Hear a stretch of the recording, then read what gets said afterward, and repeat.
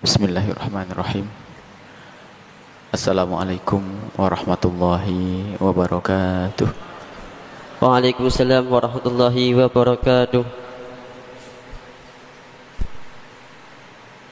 Alhamdulillah.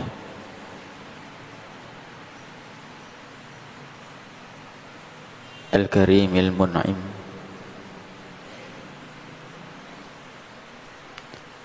Alladhi an'ama ahibba'ahu bi anwa'in ni'ami al-zahirati wal batinati. Wa salatullahi wa salamu ala ni'mah al-uzma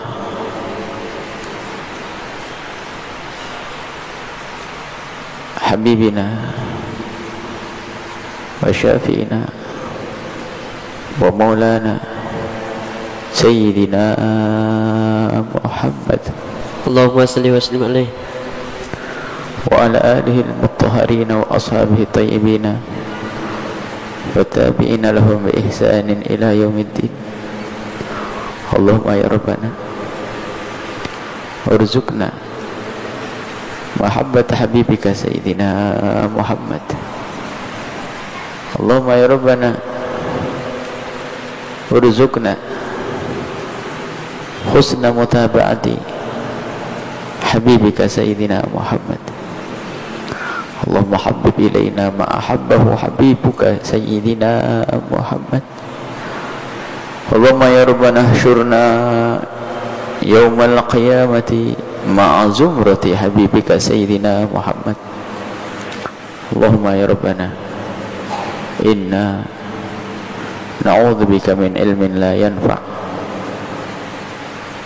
wa qalbin la yakhsha wa 'ainin la tadma' wa nafsin la tashba' innaka anta ala kulli syai'in qadir. Allahumma ya Rabbana arzuqna at-taubata qabla al-maut wa syahadata 'inda al-maut wal jannata ba'da al-maut. Amma ba'du. Kita lanjutkan membaca kitab Hikamnya Ibn Athaillah As-Sakandari. Kita sampai kepada hikmah yang ke Al-Hikmatu Tasi'atu wa Thamanuna. Qala al-musannif rahimahullahu ta'ala nafa'ana Allah bihi wa bi ulumihi wa bi ulumikum fid darin amin ila anqal. Kafa, cukuplah dari Allah yang diberikan kepada al-amilina, bagi orang-orang yang melaksanakan kebaikan dan ketaatan, jazaan, sebagai balasan, adalah ma, sesuatu, huwa, yang Allah Ta'ala fatihuhu, membukakan kepada sesuatu tersebut, maksudnya kebaikan tersebut, ala qulubihim, di hati mereka, fi ta'atihi, di dalam melaksanakan ketaatannya, wama, dan cukup merupakan balasan besar dari Allah adalah dengan wama, sesuatu, huwa, yang Allah Subhanahu wa ta'ala muriduhu, yang mendatangkan sesuatu tersebut, alaihim, kepada mereka orang bukan ketaatan, min wujudi mu'anasatihi, dengan adanya ketenangan di dalam dirinya. Kafa, cukup. Jadi ada orang yang melakukan ketaatan, dan ketaatan yang dilakukan seorang hamba ini kadang ada kecongkaan dari seorang hamba. Semua kebaikan yang aku lakukan harus ada balasannya dong. Harus ada balasannya dari Allah. Ini menyambung dengan hikmah yang kemarin.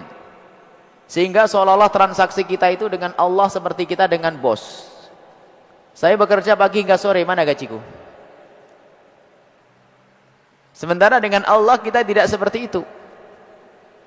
Sehingga diingatkan kembali oleh Ibn Athaillah As-Sakandari, termasuk balasan yang paling besar yang diberikan Allah kepadamu adalah wa fatihu, Allah telah membukakan kepadamu untuk melakukan ketaatan.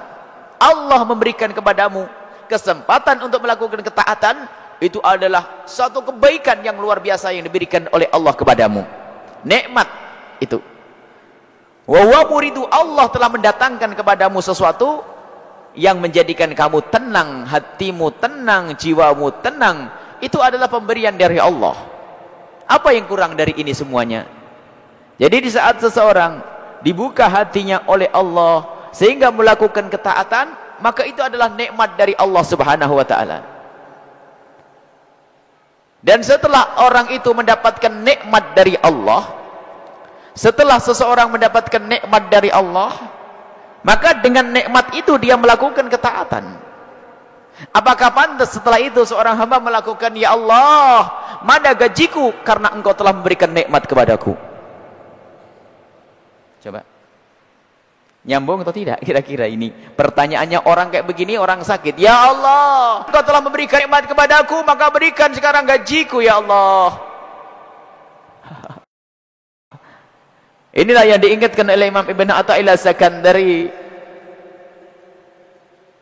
Semestinya yang ada adalah aku syukur ya Allah. Nah ini martabat syukur, bukan jaza, bukan balasan. Dan memang Allah tidak akan membiarkan hambanya yang berbuat baik. Akan tapi jangan sampai ada terlintas bahwasanya aku berhak digaji oleh Allah, aku berhak diberi oleh Allah. Sahamnya semuanya dari Allah Subhanahu wa taala. Kemudian memahami bahwa kerinduan melakukan ibadah itu nikmat. Kebaikan yang kita lakukan itu adalah nikmat yang merupakan pemberian dari Allah. Ini perlu renungan.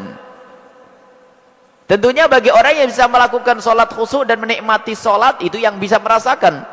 Sehingga Rasulullah kalau ketemu Bilal, ya Bilal arihna bis sholati, ya Bilal hibur hatiku dengan sholat. Nabi Muhammad mengatakan kesenanganku adalah sholat dijadikan penyejuk hatiku. Ya Bilal arihna bis sholati, artinya dalam keadaan gundah gulana atau dalam keadaan apapun yang menghibur ahli iman adalah sholat. Merasakan ini yang susah. Nah kalau belum sampai derajat ini, makanya orang masih sering mengatakan mana balasanku, sehingga dia merasakan bahasanya ini pekerjaan berat. Karena pekerjaan berat harus diganti dong. Ya Allah, aku pagi-pagi sudah bangun nih, sholat subuh, harus kau gaji ya Allah. Nah, karena dia merasakan ini beban. Dan di saat dia merasakan beban, artinya belum diberi oleh Allah rasa kenikmatan. Makanya yang belum merasakan nikmat akan menuntut kepada Allah. Dan tuntutannya seperti tuntutan orang sakit tadi. Maksudnya Ibn Athaillah Sakandari, kita pengen dibawa bahwasanya merasakan bahwa sholat nikmat, ibadah nikmat. Sehingga justru di saat seorang hamba bisa melakukan ibadah, yang ada di dalam hatinya syukur, ya Allah terima kasih kepadamu, malam ini kau telah bangunkan aku ya Allah. Bukan mengatakan surga bagiku nanti ya Allah ya, surga. Ini pangkat tinggi. Jadi merasakan bahasanya nikmat ibadah ini nikmat.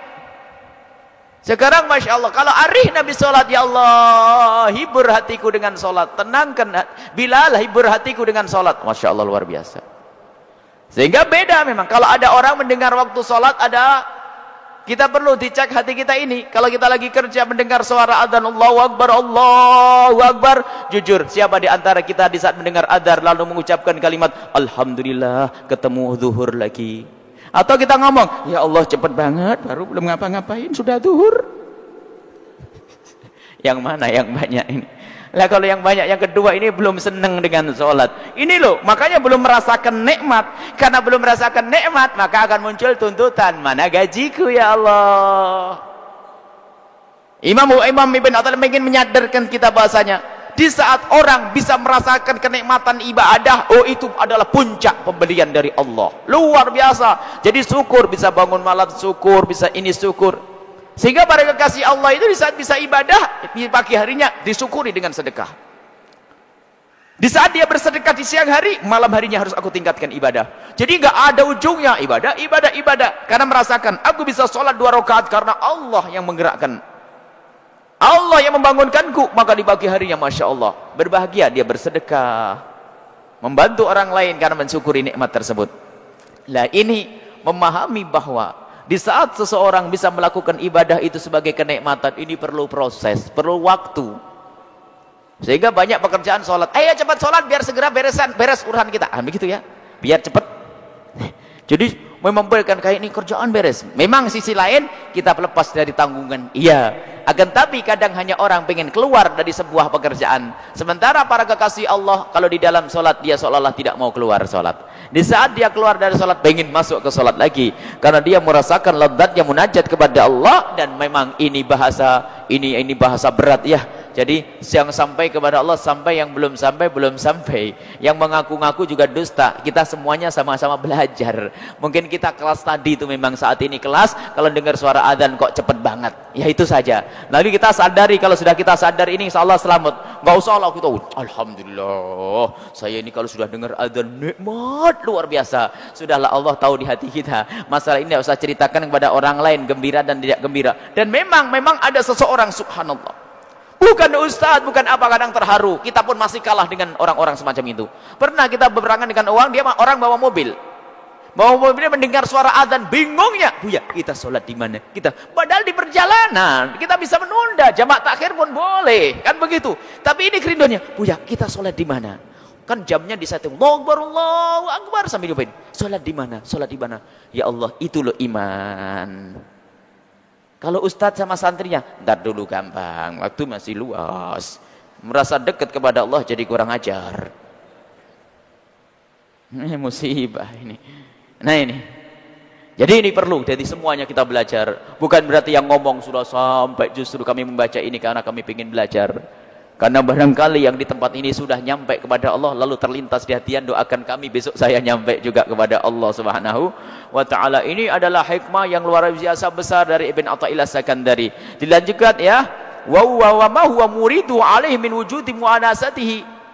Allah yang memberikan seseorang itu menjadi senang di dalam beribadah itu Allah. Jadi kesenangan, rasa senang yang diberikan oleh Allah kepada hambanya saat melakukan ketaatan, yaitu jaza, itu pemberian dari Allah yang luar biasa. Nggak ada yang lebih dari itu. Sehingga dikatakan oleh para salafus soleh, ahli jannah itu waktu melakukan ibadah di dunia sudah merasakan surga. Jadi surga mereka adalah di saat mereka bisa munajat kepada Allah, pakom tinggi. Sehingga mereka di saat malam tiba bahagia, di saat matahari hendak terbit susah. Kenapa? Di saat siang hari aku harus berurusan dengan anak istriku, dengan pekerjaan, dengan manusia. Tapi kalau di malam hari dengan Allah, menikmati itu semua. Dan banyak kisah-kisah para kekasih Allah. Ini saja yang perlu kita hadirkan, bahwasanya nikmat Allah itu yang sesungguhnya ya kayak begitu. Di saat dirindukan kita untuk ibadah.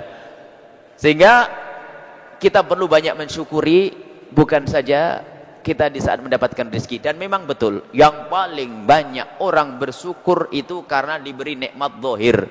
Punya anak syukuran, dapat rezeki syukuran, tapi jarang di antara kita di saat bisa bangun malam syukuran. Ibu punya rumah, mau pindah rumah syukuran kan? Bapak ibunya balik pulang dari rumah sakit syukuran, nyembelih kambing, nyembelih ayam. Sehingga kita pengen bahasanya yang bisa tahajudan besok pagi nyembelih kambing. Hebat nih. Jadi permasalahan kita adalah kemuliaan pemberian dari Allah yang namanya nikmat ibadah ini kurang kita hargai. Karena kurang dihargai oleh kita, maka dicabut lagi oleh Allah. Berat lagi bangun malam, berat lagi sholat. La in syakartum la azidannakum. Mensyukuri pemberian Allah, rasa senang. Dan tiba-tiba mungkin Anda merasa nyaman. Subhanallah, malam ini kenapa aku kok enak sekali bangun malam.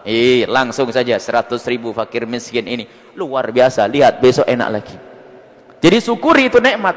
Ini yang ingin digiring oleh Ibn Athaillah Sakandari. Jangan bersyukur di saat suami naik pangkat dapat gaji tinggi, bukan. Itu saja, memang itu harus disyukuri.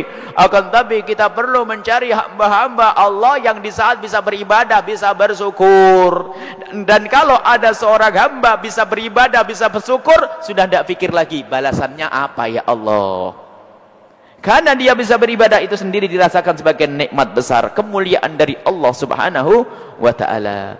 Kasih sayang dan kemurahan Allah bukan karenanya hak kita semuanya. Bukan karena hak kita. tapi karena kemurahan dari Allah Subhanahu wa ta'ala. Contoh saja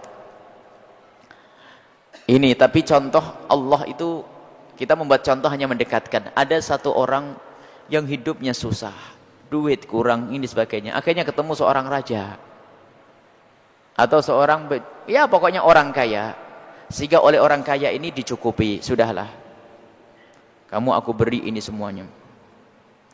Setelah dicukupi, dia menjadi nyaman. Setelah dia menjadi nyaman, dia berkata kepada orang yang ngasih, Pak, mana pahala, mana gaji karena kau telah memberikan kenikmatan kepadaku? Ya gitu tadi, kau telah memberiku uang, kau telah mencukupiku, maka sekarang aku menuntut, mana gaji yang kau berikan kepadaku? Hakikatnya begitu. Aneh, ini orang sakit, kamu sudah ditolong, minta gaji dariku, kan aneh. Yang menjadikan kau bisa sholat, aku, Allah. Nah kok kau minta gaji, ini kan aneh. Ya kayak begitu. Kalau orang sadar makna pemberian Allah, nggak akan mengatakan, ya Allah mana ajar, mana pahalaku. Jadi kalau Allah tiba-tiba ngomong, kamu akan dapat pahala, itu hanya karena kemurahan Allah.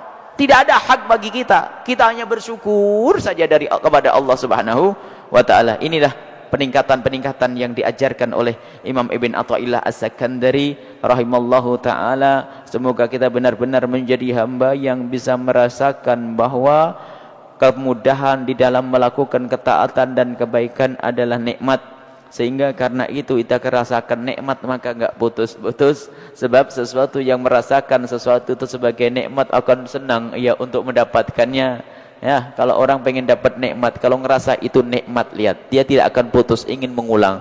Kalau bangun malam dirasakan oleh seseorang adalah nikmat, dia besok pagi akan menangis kalau ketinggalan bangun malam. Kalau ada orang melakukan salat duha adalah nikmat, ketahuilah kalau dia kelewatan salat duha dia akan mikir, dia akan merasa menyesal. Itulah, jadi kita semoga segera diangkat oleh Allah menjadi hamba-hamba yang bisa merasakan bahwa ketaatan, kebaikan yang bisa kita lakukan adalah nikmat besar dari Allah Subhanahu wa ta'ala, sehingga amal kita akan semakin tulus, ikhlas, dan itu yang menjadikan diterima oleh Allah, menjadikan sebab kita bisa mendapatkan kemuliaan di surga Allah bersama Nabi Muhammad sallallahu alaihi wasallam. Wallahu a'lam bishawab. Assalamualaikum warahmatullahi wabarakatuh. Waalaikumsalam warahmatullahi wabarakatuh. Buya, saya mau bertanya, hukumnya apa bila ada orang gitu, dia itu sholat maghrib di sebuah supermarket, keluarga, 2 anak sama ibu bapaknya, dia sekalian sholat sunnah, sedangkan waktu sholat maghrib itu tinggal dikit lagi gitu.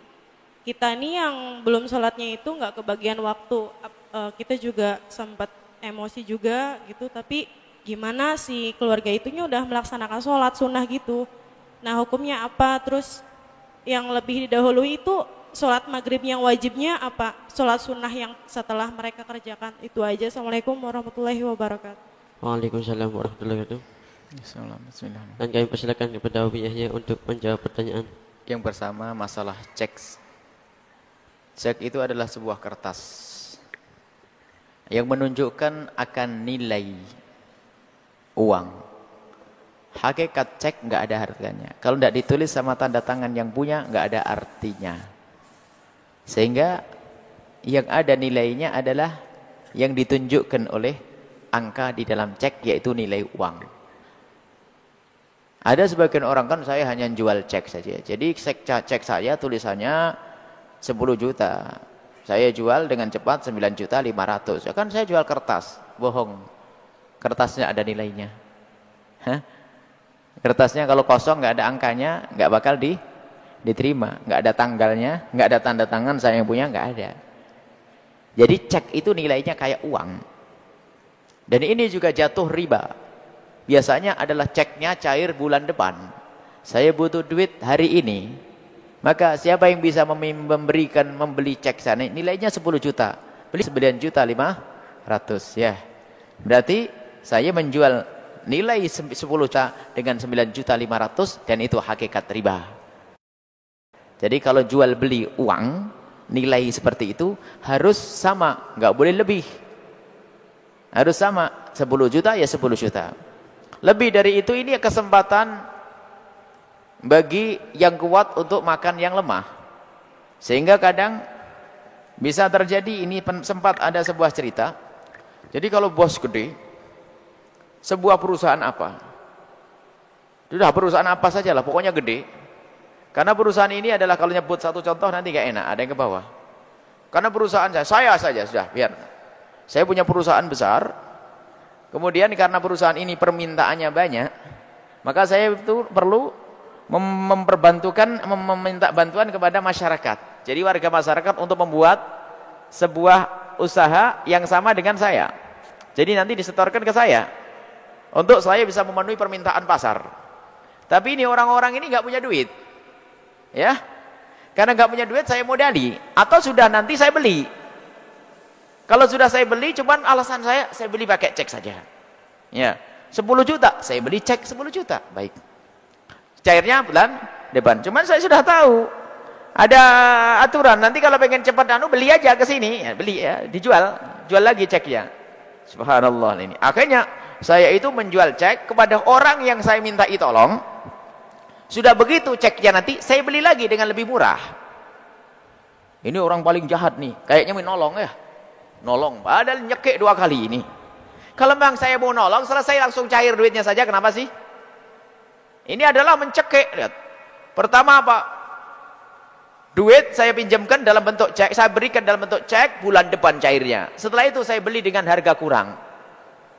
500.000 satu orang, kalau 20 berapa? Ini biasanya banyak. Ini adalah kejahatan terselubung ini, halus sekali. Ibu-ibu mau baik, ditolong, jual beli cek, nggak ngerti, haram ini. Yang paling gede haramnya adalah bosnya, masuk neraka paling dalam. Ini harus disadari kayak begini. Kalau memang ini bos bener, ini orang membantunya, ya kontan dong. Kenapa sih? Apa sih bedanya dengan kontan? Saya tidak ada duit. Nggak ada duit kok bisa beli cek. Bisa beli cek kok, kenapa tidak dikasihkan duitnya saja? Ceknya pun bisa membeli dia. Memang ini adalah banyak kejahatan-kejahatan halus semacam ini. Kalau memang ada penjahat kayak begini, semoga diberi kesadaran oleh Allah. Karena kasihan dia. Seolah-olah dia menolong, nggak sadar. Dia melakukan yang haram, mencekik orang. Ini untungnya berapa? Sudah dikasih cek lagi. Kadang-kadang bingung, jualnya ke sini bingung. Aduh, dapat cek gimana? Akhirnya bisa jual lebih murah lagi. Karena apa? Dia harus membayari karyawannya, harus bayar ini, nggak ada duit, bingung. Akhirnya ada orang yang membeli ceknya lebih murah lagi. Kasihan. Kalau pengen nolong, nolonglah. Padahal orang itu sudah nolong dia. Justru kalau tidak ada mereka-mereka, tidak bisa memenuhi permintaan pasar, bisa saja bangkrut ini perusahaan. Sudah ditolong, nggak mau menolong. Jahat atau tidak? Sudah paling kaya, tapi kayak orang paling merakusnya ini. Ini semoga Allah berikan kesadaran. Jadi hukumnya mutlak, tidak bisa ditawar ya. Adapun haji pakai cek ini apa maksudnya ya? Kalau haji pakai cek ya karena saya tidak punya duit, saya berikan cek. Ya sudah, tidak ada masalah. Asalkan nilainya seperti itu. Nilainya adalah seperti itu. Pokoknya yang bermasalah itu adalah jika dinilai dengan nilai kurang. Berarti saya menjual cek harga 10 juta menjadi 9 juta. Itu haram. Dan itu hakikat riba. Tidak diperkenankan. Adapun jika ada seorang istri yang main perintah. Gak mau ngerti. Main perintah. Kayak ngebos gitu ya. Itu jawabannya sederhana. Tidak pantas jadi istri.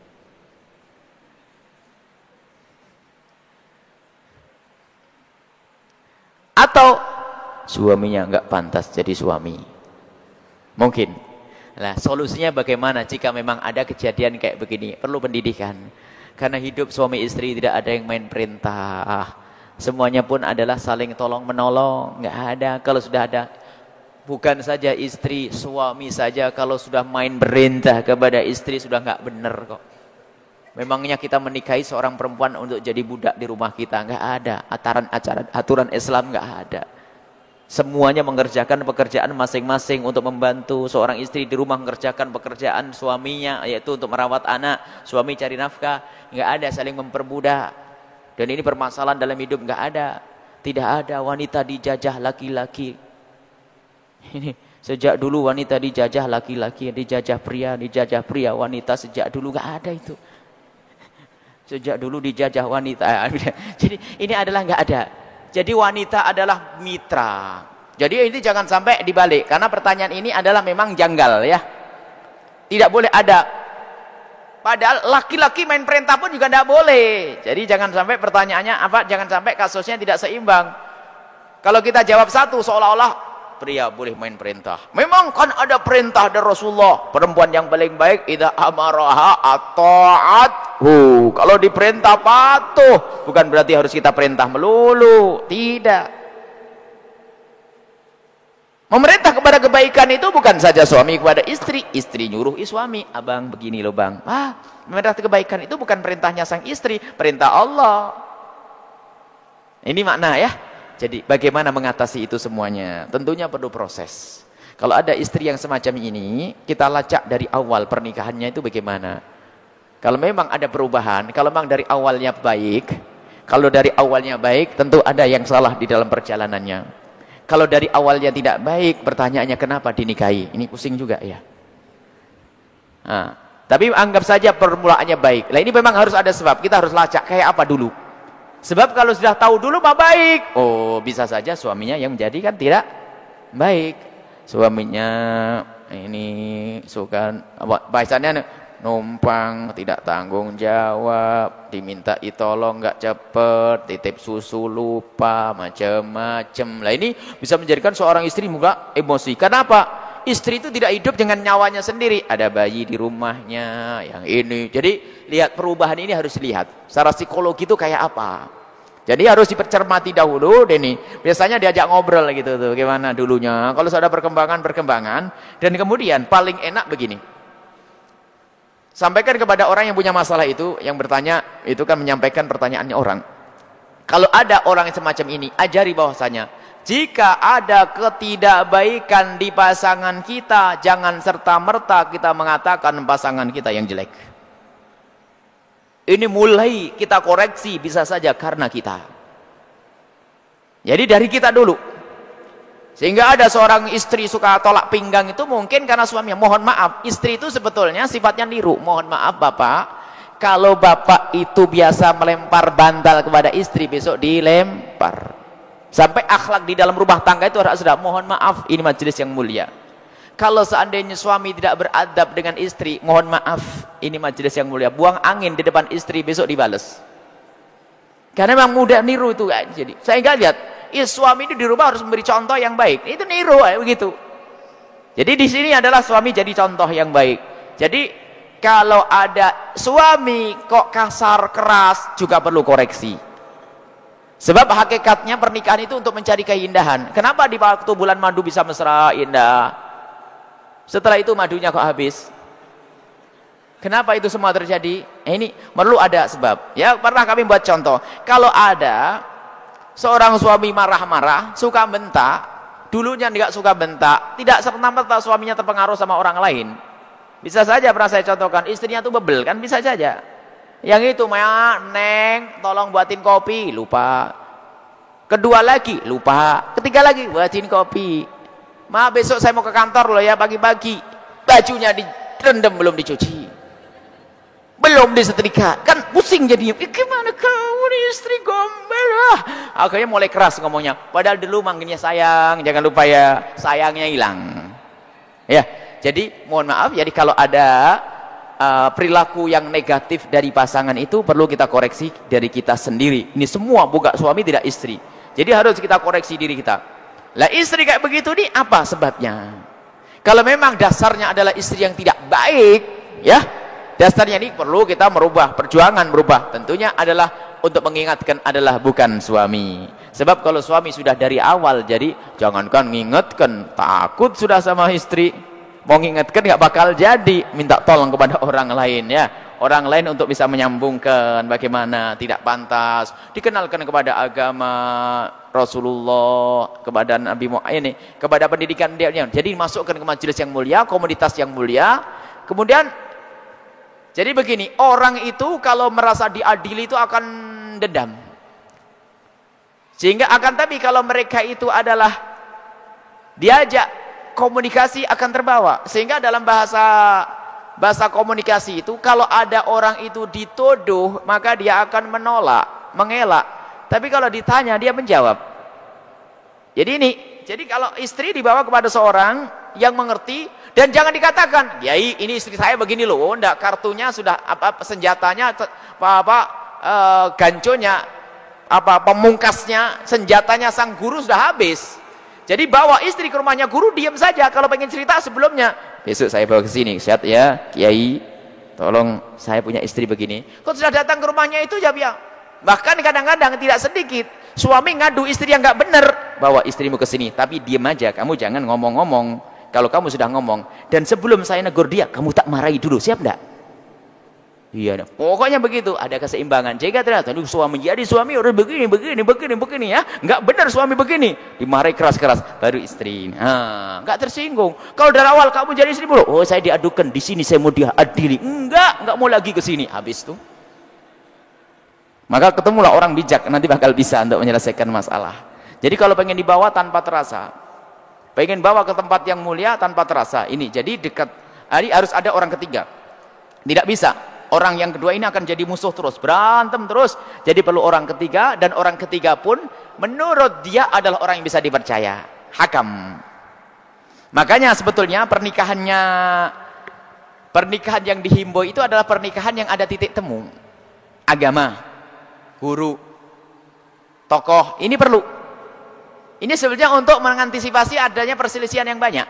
Kalau beda agama, dia akan ngomong, agamamu lain, agamamu beda. Akidahmu lain, akidahku beda. Ya kan begitu. Itu kan gurumu, bukan guruku. Kan kacau. Tapi kalau sudah ketemu, ada titik ketemu, mulai dari agama turun sampai kepada madhab, kepada guru. Kalau punya masalah, datang aja bareng, marahi semuanya sama guru. Ini beres.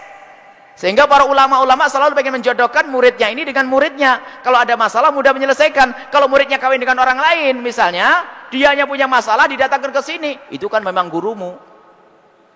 Bahkan sudah dari awal-awal sudah antipati, enggak, paling memihak kepada kamu karena gurumu. Nah, ini bermasalah.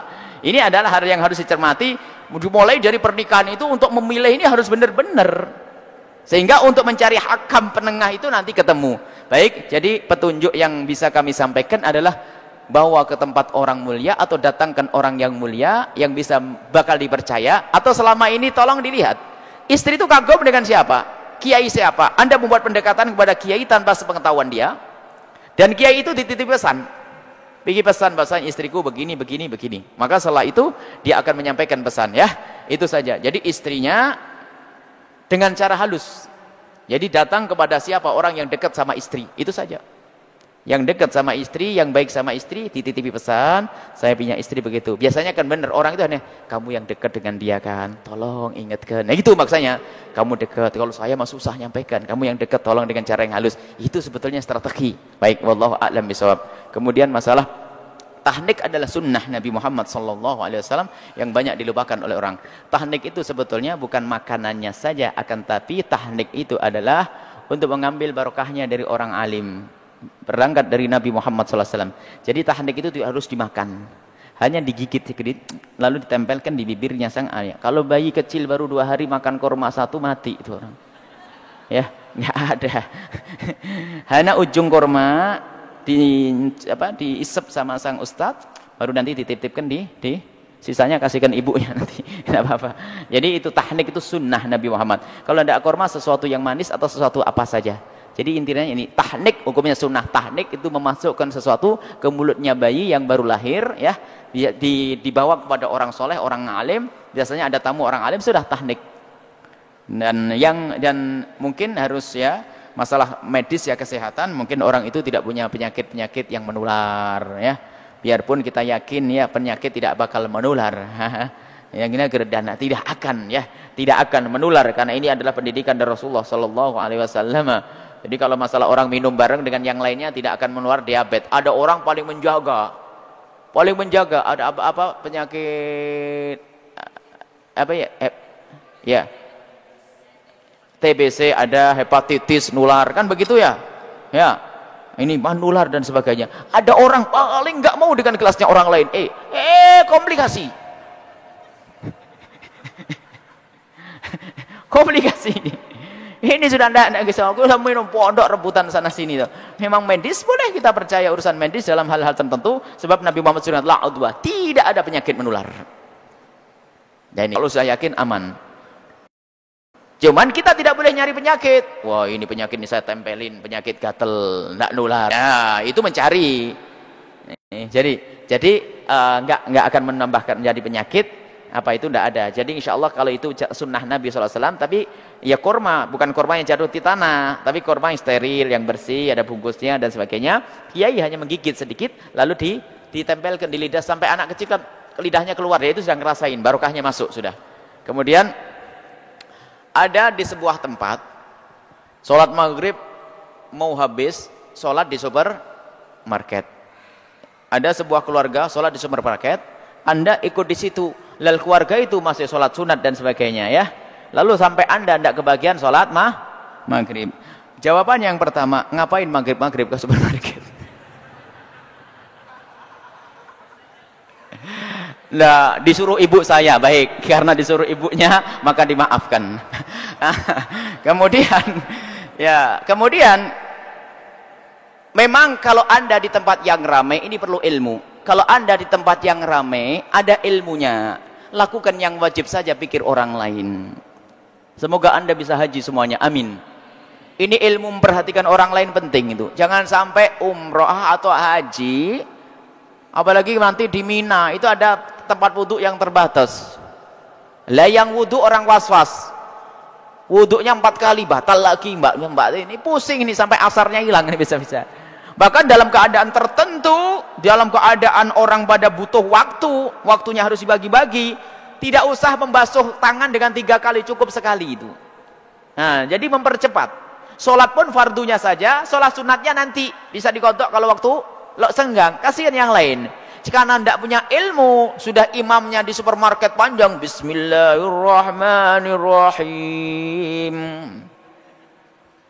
Panjang sampai teman-teman yang kerja di supermarket itu sendiri sudah putus asa, paling kehabisan waktu, pada nggak sholat. Ini pernah kami ingatkan di sebagian supermarket.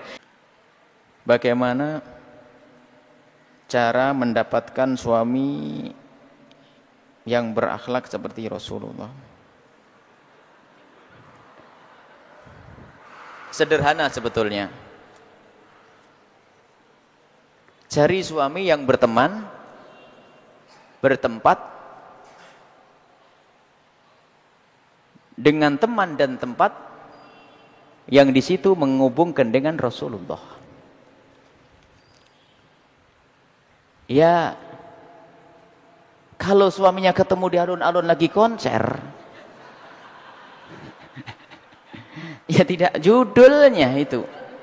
Di tempatnya, tempat yang di situ menghubungkan dengan Rasulullah. Kemudian temannya adalah teman yang menghubungkan dengan Rasulullah. Nah, itu tanda-tanda yang pertama. Dan cirinya adalah nggak mau pacaran dengan Anda, itu pasti. Kalau sudah mau pacaran bukan akhlaknya Rasulullah, nggak jadi suami. Ah, itu baru hebat nih. Kalau belum apa-apa sudah aku padamu yang mama, itu pasti bukan akhlaknya Rasulullah, batal bang. Ini ciri-cirinya itu. Dari awal sudah menunjukkan dia berakhlak dengan akhlaknya Rasulullah Sallallahu Alaihi Wasallam. Karena tidak jarang laki-laki yang biasa hadir pengajian akan tapi sering SMS telepon dengan alasan ta'aruf. Itu bukan akhlak. Selesai sudah. Laporan ke saya, pengen laki-laki mana, nanti saya tahu nanti. Nanti saya seleksi, lakinya ini baik atau tidak baik, ini insyaallah. Nah, gampang insyaallah. Kasih jembatan, pintu halal harus dibuka lebar-lebar. Saya siap duduk untuk mencarikan pasangan. Cuman jangan dibuka bahjah ada biro jodoh, jangan kacau nanti.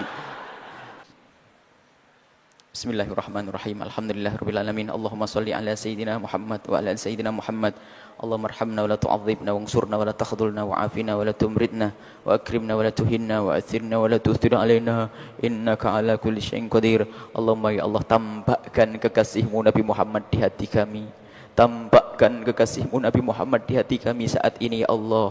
Berikan kepada kami kecintaan dan kerinduan yang sesungguhnya kepada kekasihmu Nabi Muhammad. Hadirkan kekasihmu Nabi Muhammad di hati kami saat ini ya Allah. Dan hadirkan Nabi Muhammad di setiap saat ya Allah. Di hati kami ya Allah. Rindukan kami kepada kekasihmu Nabi Muhammad. Rindukan anak keturunan kami kepada kekasihmu Nabi Muhammad. Keluarga kami kepada kekasihmu Nabi Muhammad. Jadikan idola kami kekasihmu Nabi Muhammad. Kebanggaan kami kekasih-Mu Nabi Muhammad, kecintaan kami kekasih-Mu Nabi Muhammad. Ya Allah, perilaku kami niru kekasih-Mu Nabi Muhammad. Ya Allah, ya Allah, Engkau yang Maha tahu. Jadikanlah istri kami istri yang mencintai kekasih-Mu Nabi Muhammad, para suami-suami mencintai kekasih-Mu Nabi Muhammad. Ya Allah, sungguh dengan cinta ini semuanya akan beres ya Allah. Akan tapi ya Allah, Engkau yang menciptakan cinta, Engkau yang memberi cinta, Engkau yang menghadirkan cinta, maka ciptakan, berikan, hadirkan cinta di dalam hati kami ya Allah, agar kami bisa mencintai kekasih-Mu Nabi Muhammad.